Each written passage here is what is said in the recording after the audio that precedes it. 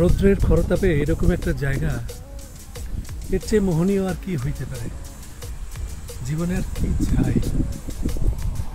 সামনেই বৈশাখ আসছে, গ্রীষ্ম শুরু হচ্ছে, তখন রৌদ্রের তাপ আরও বেড়ে যাবে। রৌদ্রের খরতাপে সামনে সবুজ ধানের মাঠ, আর দুই পাশে গাছের সারি, বড় বড় গাছের সারি, গাছের ছায়ায় এখান থেকে আর যেতেই মন চাচ্ছে না।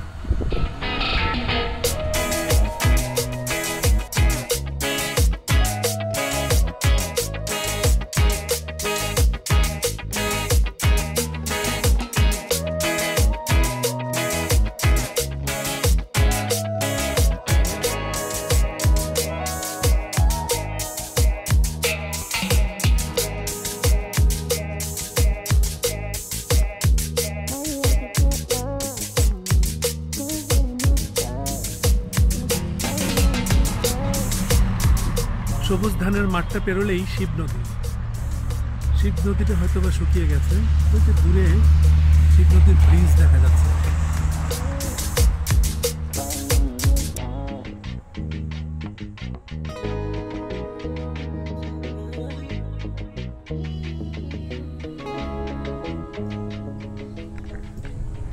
এই জায়গাটাকে বিলকুমারী নামেও অনেকে ডাকে, বিলকুমারী।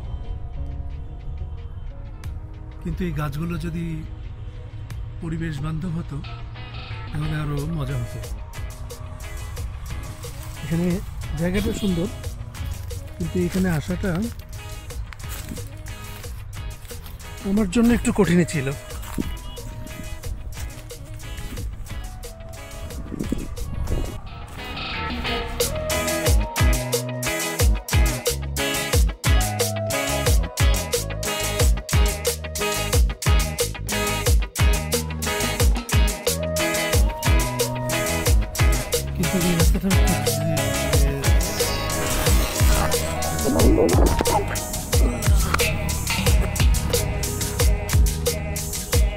এই জায়গায় পড়লাম।